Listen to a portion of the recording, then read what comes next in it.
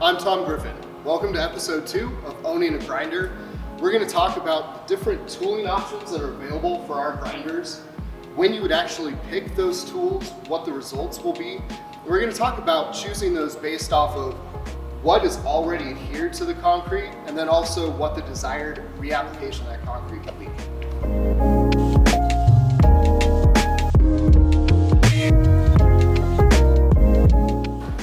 When it comes to picking the right tooling for your grinding, there's a few steps that you have to think through first. The first step I always look at is what is on the concrete now and what is the concrete going to become, because that's going to really determine what tooling you're going to use and what steps are going to be needed to get there. So typically what I want to do is look at the concrete. The concrete we have here right now, it's polished. We've got a lithium protective finish on it, but we don't have any heavy sealers. We don't have any coatings. So I'm going to look at what's down, and that's going to determine at least the first step. And it may not be grinding. You may have to use a shot blaster. You may have to use a scraper. But that's really the first step, is to look at is what's down, and then you've got to think about what is going down. Are we going to be polishing this concrete? Are we really needing to get a more aggressive CSP so that we can put down a thicker self-leveling coating? Do we need a lighter CSP because we're going to be doing a thinner coat? Are we going to be polishing? Are we going to be doing a grind and seal?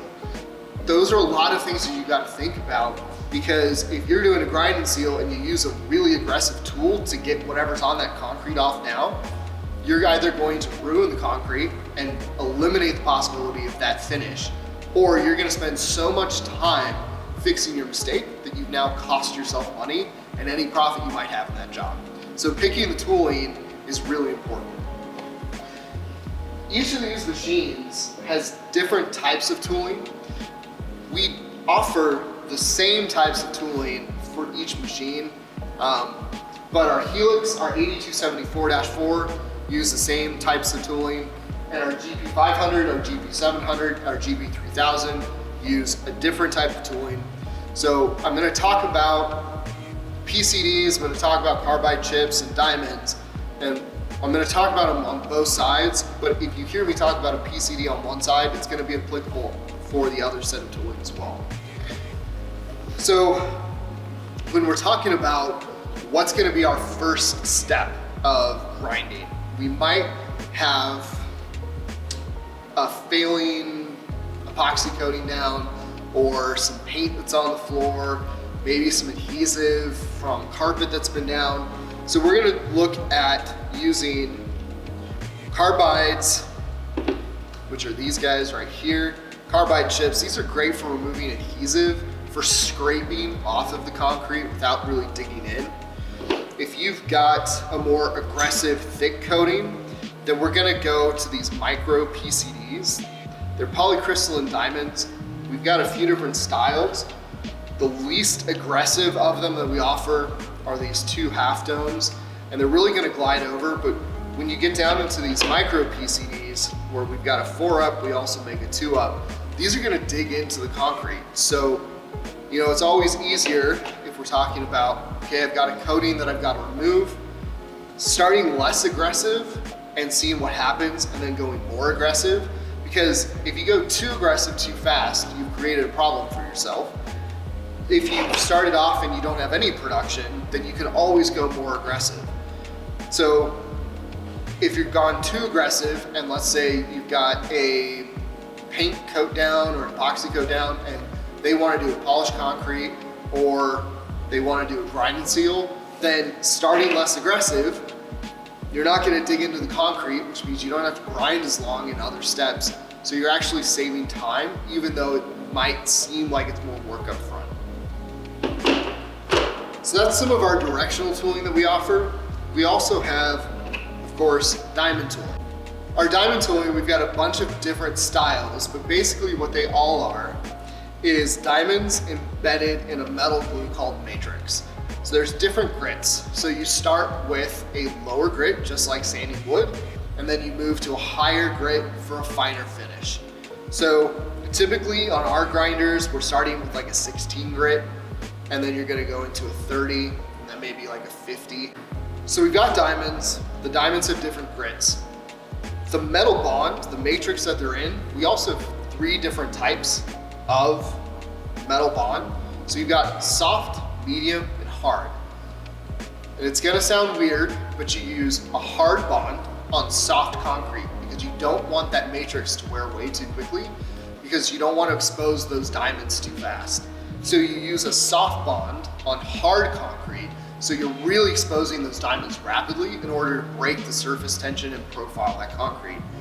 Medium is a great all-around catch-all, but you definitely would get more productivity if you match the diamond matrix to the concrete that you're grinding. We also have different styles of diamonds. So we've got a half bar, we've got a full bar, we've got some wedges or transitionals. So when we're talking about the weight of the grinder head, it's a certain weight. So you'll say, okay, this grinder is 200 pounds of weight on it. Now, that's great, but when you put 200 pounds of weight on this very small surface area, you have a much larger impact. Your PSI is much higher on these half bars than they are on the transitionals. So this is gonna be a much more aggressive grind.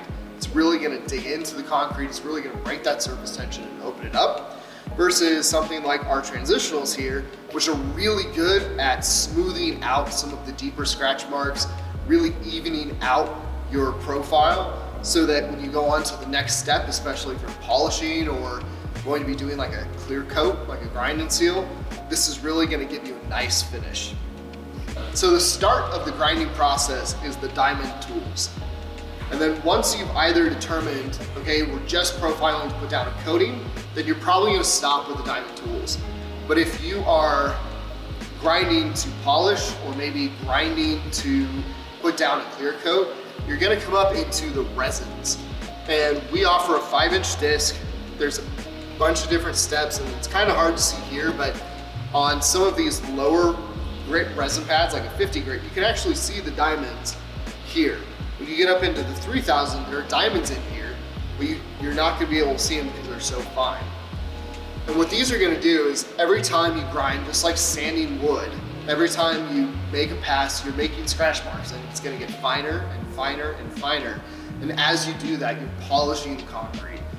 So that's gonna be for polished concrete. And you really, if we're talking about a grind and seal, maybe going up to like a 50 grit or a step 4 on our GP700 tooling, just to even out those diamond scratch marks, give you a nice even profile, and then you can proceed with your coat. We've got a couple different styles of ways to attach these to the machine. They're Velcro, so it's really easy just to adhere them. This is one of the planetary hubs off of our Helix. This is the adapter right here for our 8274-4. And actually this also goes on here. It's just already on there. And this is actually a question I did get the other day. What is a brazed diamond? A brazed diamond versus, you know, like a transitional or a standard diamond. So a brazed diamond, all of your diamonds are exposed at one time. It makes this a very aggressive tool. It also makes it a very fast tool. So if you've got to get in and out and on with something, then you could use a tool like this. Or if you've got a really aggressive, really well-profiled concrete and you've got to remove a coating or paint or a stain or a top coat, these are going to be so aggressive, they're going to really grab and grind into the concrete. They're also going to leave a really even profile because all of your diamonds are exposed very evenly across the face. This type of diamond is much more expensive, so it definitely has the right application, whereas these are much more general use than a brazed diamond. But they're both important tools to have in your arsenal. And a special tool that we have only for the Helix is our Scarifier hubs. It comes as a kit. You get 3 of these, an additional dust skirt to extend the distance down. But scarifying is great for removing paint. It's great for removing coatings and line striping. So these are gonna leave a nice shot blast-like finish on the concrete, but it's gonna chew up that paint like nobody else. On our GP series of tooling, we actually have a few different styles. So we've got some wedge tooling, we've got some puck tooling, we've got PCDs. So I'm gonna go through all of these different ones.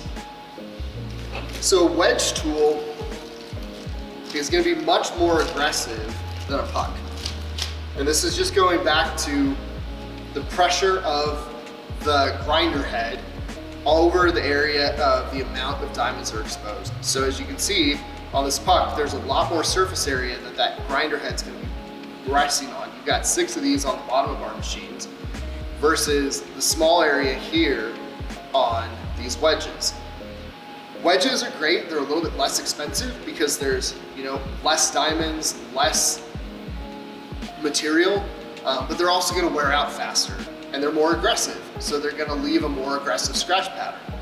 Whereas a puck is gonna leave a much more even scratch pattern. That's why if you're looking at our prep versus polish packages that we offer for these machines, you're gonna see the polish package has a lot of these puck styles, whereas our prep packages have wedge styles, because these are gonna prep a lot faster than a puck would. We also offer PCDs. These are great for doing a coating removal, removing glue, removing mastics. They're gonna chew through. And the PCD is actually these 2 little parts right here. And then you've got this bar of diamonds, and this is gonna help to support the grinder so you don't shred through these PCDs instantly. But it's also gonna smooth out those scratch marks as you're going. We've got resin pads as well. So as we were talking, before, you've got a polishing process and you're gonna work through the resins. So we've got those. We have the adapters that fit onto the bottom of the machine to hold them. So in the polishing process on the GP series, same as over here with the resin pads, we've got many different steps that we offer. And typically, if you're doing a grind and seal, you're gonna be going up to what we call step 4. And this is gonna just help even out some of those scratches and give you a really nice finish when you're putting down a clear coat. Or you can continue with the polishing process and go even further and get up to a mirror finish. There's a lot to think about when it comes to tooling, and we want you to know you're not on your own. We have some other videos on our YouTube channel that talk about all of the applications for these diamonds and resin pads in extreme detail. But even better, give us a call, reach out to us. We'd love to talk to you about what your project is and help you pick the right tooling.